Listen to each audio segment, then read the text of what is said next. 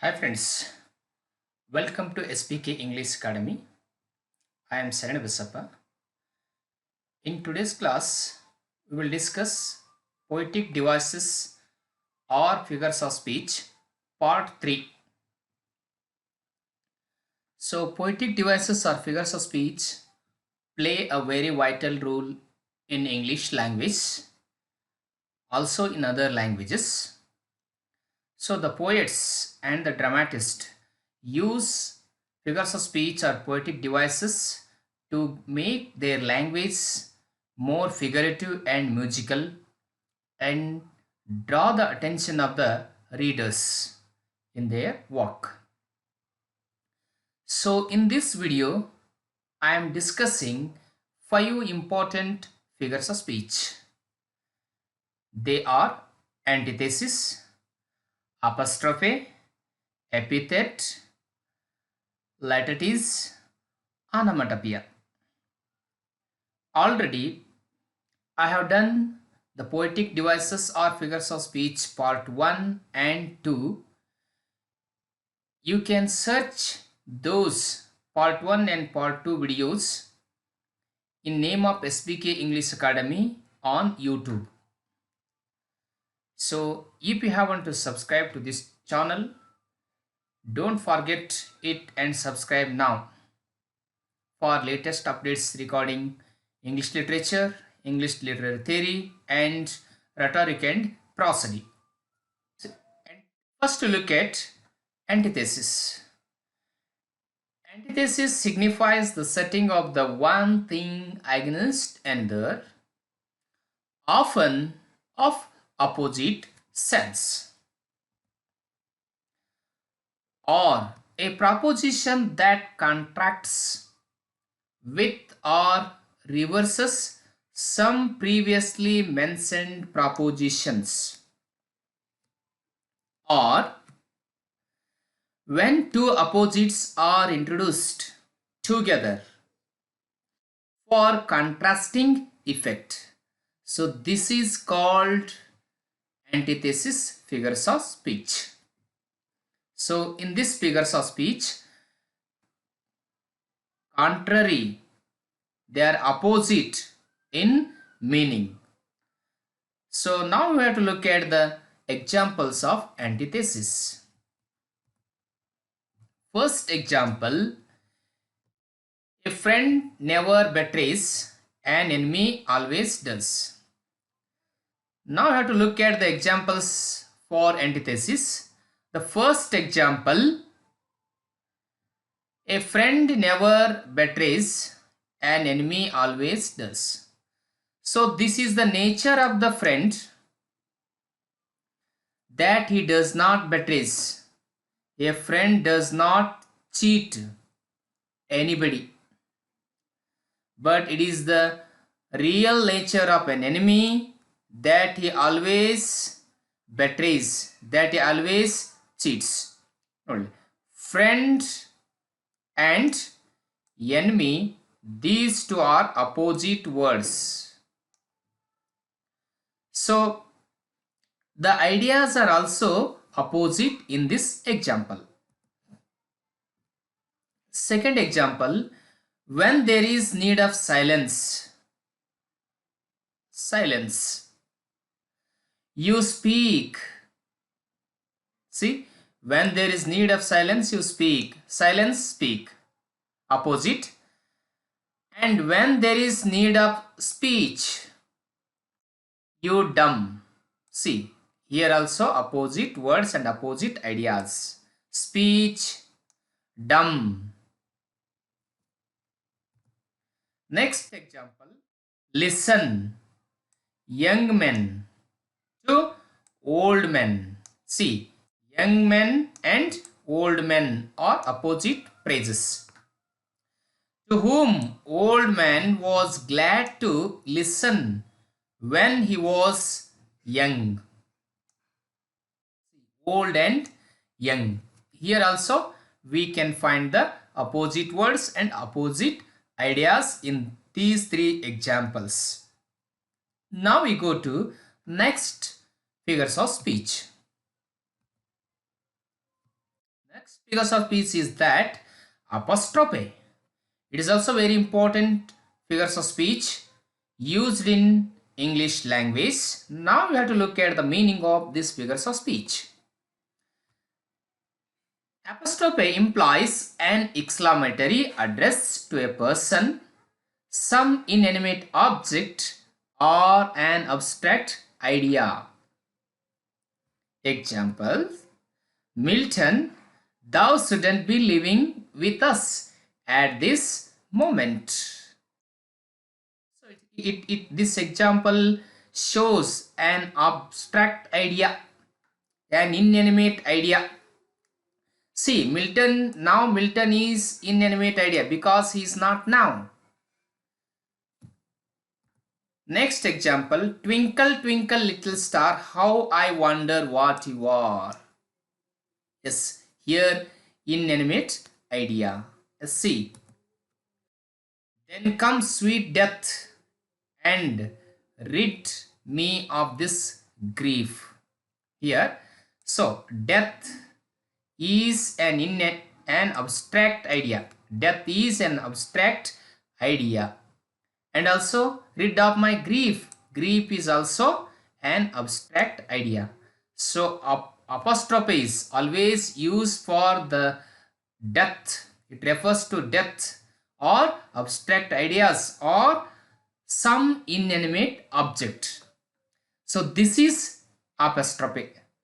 Next example. Oh, pardon me, thou bleeding piece of earth. See, earth here, earth is also an inanimate object or an inanimate thing. Here refers to see bleeding. It is impossible to bleed to the inanimate thing. See, next we go to epithet. Epithet is also very important figures of speech. See the meaning of epithet. It comprises a word or a group of words to describe the characteristics of a person. The main important of this epithet is describing the characteristics of a person. So look at the example. Alexander the Great, the Holy Bible. Here Alexander is the great, great king, great emperor. He is the Holy Bible. So these great and the Holy Bible, two words are used to describe the person Alexander. Next, Macbeth of Scotland, the Red King. The phrase Red King is used to describe the Scotland king Macbeth. See next example. Did I request thee? Maker. Maker refers to the God. From my clay to mold me man. Did I solicit thee? From darkness to promote me. So this example is taken from John Milton's Paradise Lost. It is a classical example for epithet. Here also Milton describes the characteristics of that God. Now we go to next. Laertes. The correct pronunciation of this figures of speech is Laertes. So the meaning of laertes is, it is akin to underestimate. Underestimate, which is sometimes used by writers to emphasize the desired meaning. It gives a positive meaning by employing the negative one. This figures of speech is used in English language or by the writers to emphasize the desired meaning. Now we have to look at the examples. See, the first example is not the brightest man in the world. But here, the sentence is negative. The sentence is negative, but it gives the negative, but it gives the positive meaning. But it gives the positive meaning. See, it gives positive meaning by employing the negative one. This example employed. This example employed that negative meaning, but it gives positive meaning. He has no Prince Charming. It is also a negative sentence, but it gives positive meaning. Success doesn't come free.